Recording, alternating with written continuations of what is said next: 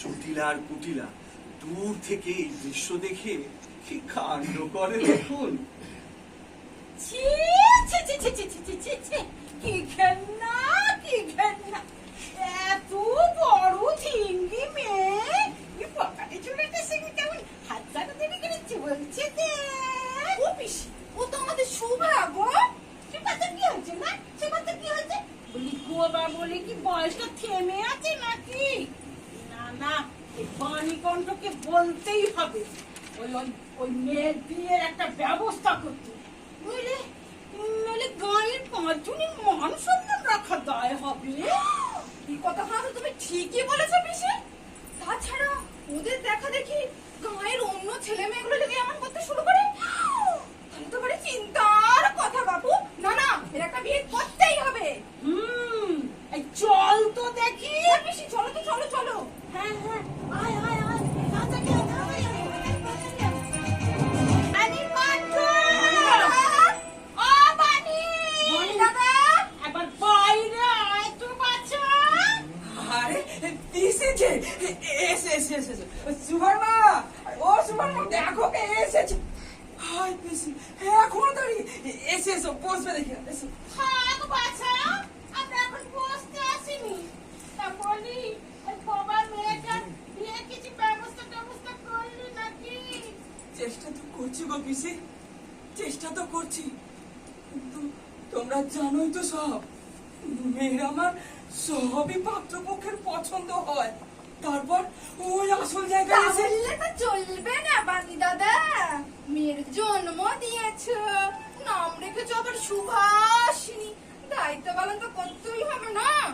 ঠিকই বলেছো গো ছোট বউ, ঠিকই বলেছো।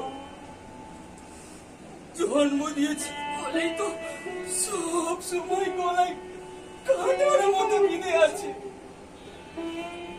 আমি তো জানতাম না হতভাগিনী কখনো কথা কইতে পারবে না। নইলে ওর নাম সুভাষিনী রাখি বলো। ও সব কথা খুব থাক বাছা। তোমার মেয়ে বোবাই হোক আর কালাই হোক, বিয়ের যুগ কি হয়েছে। তাছাড়া তাছাড়া ওই গ্রামে ছেলেটা, ওই কি যেন নাম, বল না। পোতা তো বেশি পোতা। এই পোতা, এই পোতা ছোঁড়াটার সঙ্গে নদীর ধারে ঘুরে ঘুরে ঘুরে ঘুরে বেড়াচ্ছে। গায়ের পাঁচজনের চোখে পড়লে খারাপ লাগে তাই। নইলে তোমাদের মেয়ে আমাদের কি দরকার বাপু? কথা কইতে আসে নাকি বলছো হ্যাঁ দাদা, 100 বার বেশি, 100 বার মানে আমাদের কি? শোনো পিসি, আমি আমি তোমাদেরকে কথা দিচ্ছি, আগামী ফাল্গুনে বেড়াল পার করবার মতো করে আমি আমার ওই বোবা মেয়েকে বিদায় করব। গায়ের আর কোনো লোককেই ওর মুখ দেখতে হবে না, কোনো লোককেই না। এবার হয়েছে। চললে ছোট বউ, ভালো কথা বলতে এলে এমনি হয়। এখন আমরা বললাম শুনলে না, এরপর যখন সারা গাঁয়ের লোক বলবে তখন যা বলেছে। চল চল। হ্যাঁ চলো তো পিসি, চলো চলো। চল। সকাল সকাল বলতে আসাই আমাদের ঘাট হয়েছে বাবা, কি জানি। মনে হয় না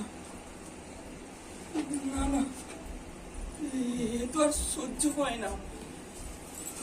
আমি কালই, না না, আমি আজই কলকাতায় যাব। যেমন করে হোক, যেখান থেকে হোক, আমাকে একটা পাত্র সন্ধান করতেই হবে। সুবর্ণা, সুবর্ণা, কোথায় গেলে তুমি? ও সুবর্ণা! শুনেছি কলকাতায় গিয়ে বাণীকণ্ঠ তার বন্ধুর সাহায্যে একটা ভালো পাত্রের সন্ধান পেয়েছে। দেখতেও ভালো, ভালো চাকরি করে, ভালো বংশের ছেলে। তবে কি জানেন, ছেলেটার বাপ মা ভাই বোন নিজের বলতে কেউই নেই, বন্ধুরাই তার সব। এই দেখুন, কথায় কথায় আমি তো আসল কথাটাই বলতে ভুলে গেছি। আজই পাত্রপক্ষ শুভাকে দেখতে আসছে, তাই তো শুভার মা শুভাকে খুব করে সাজাচ্ছে। সে সাজের কি বাহার বুঝলেন, চুল এঁটে বেঁধে তারপর মাথায় জড়িয়ে ফিতে দিয়ে তারপর সারা গা গয়নায় মুড়ে শুভাকে একবারে অন্যরকম করে তুললেন। জানেন, শুভা না খুব কাঁদছিল, খুব।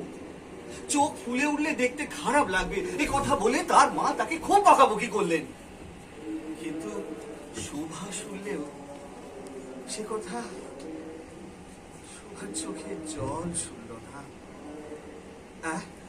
কি বললেন? তারপর তারপর আমার কি, যা হবার তাই হলো। তাকে তাকে হাজির করা হলো পাত্রের দরবারে, একেবারে বলির পশুর মতো। এদিকে পাত্র তার ঘনিষ্ঠ বন্ধুকে নিয়ে দেখতে এসছে, তাই তো রীতিমতো ভুরি ভোজের পর বন্ধু বলে,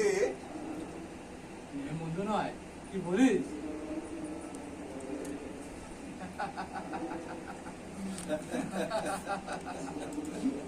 ঠিকই তো, শুভা কি কখনো মন্দ মেয়ে হতে পারে? আপনারাই বলুন। আমরা কি জানি, শুভার অত কান্না দেখে ওর বাবা মা ভয়ে শিখিয়েছিল ঠিকই, কিন্তু সেই কান্নাই বাজি জিতলেন। পাত্রপক্ষ ভাবলে এটা নরম নরম, তাই তো বাপ মাকে ছেড়ে যেতে হবে বলে এত কাঁদছে। সংসার করতে হলে তো এমন নরম মনের মেয়েই দরকার নাকি?